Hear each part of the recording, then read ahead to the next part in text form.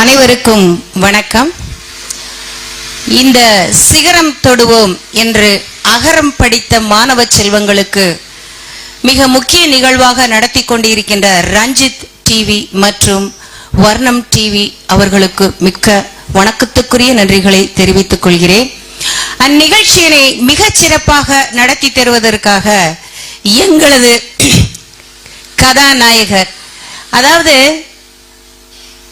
ஆஞ்சநேயர் இதயத்தை திறந்து பார்த்தா உள்ள ராமன் இருப்பதாக வரலாறு புராணங்கள் சொல்கிறது.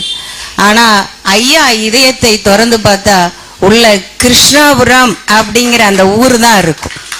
ஒவ்வொரு மூச்சிலும் ஒவ்வொரு அணுவிலும் இந்த கிருஷ்ணாபுரத்தின் வளர்ச்சி எப்படி இருக்க வேண்டும் என்பதை தனக்குள் மூச்சு காற்றாகவே சுவாசித்துக் கொண்டு இருப்பவர். எத்தனை பேர் ஏளனம் செய்தாலும் எத்தனை பேர் எதிர்த்தாலும் அதை ஏற்றுக்கொண்டு ட்ரிபிள் ஏ அப்படின்னு அடிக்கடி ஐயா சொல்லுவாங்க. அதை ஏற்றுக்கொண்டு வளர்ச்சி ஒன்றே குறிக்கோள் அப்படின்னு. அதாவது சாக்ரடிஸ்ட போய் அவருடைய ஒரு சீடன் கேட்டாராம், உங்களுக்கு எப்போதுமே வெற்றி வெற்றி வெற்றி அப்படின்னு கிடைச்சுக்கிட்டே இருக்கு, எப்படி அப்படிங்கும் போது, நீ நாளைக்கு வா அப்படின்னு சொல்லிட்டார். மறுநாள் அந்த சீடன் வந்த உடனே நேர ஆத்தங்கரைக்கு கூட்டு போனார். போன உடனே ஆத்துக்குள்ள தண்ணிக்குள்ள நல்லா அவட மூச்சு திணற மூழ்கடிச்சார். அவன் மூச்சு திணறும் போது அதுக்கப்புறம் அவரை விட்டாரு, தூக்கினாரு சீடனை. அப்ப அவர் கேட்டார், நீ இப்போ தண்ணிக்குள்ள இருக்கும்போது எதை பத்தி யோசிச்ச? அம்மாவையா அப்பாவையா வேற எதையாவது?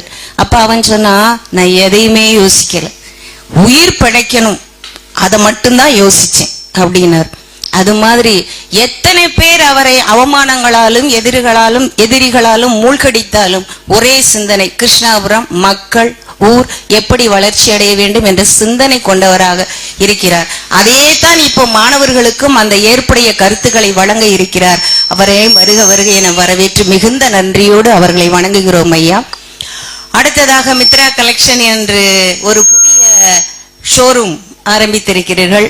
சரி, எங்களுடைய ஊர் உங்களுக்கு மிகுந்த வாய்ப்பினை வழங்கி உங்களுடைய வளர்ச்சிக்கு மிகுந்த உறுதுணையாக இருப்போம் என்ற உறுதியோடு இந்த மாணவ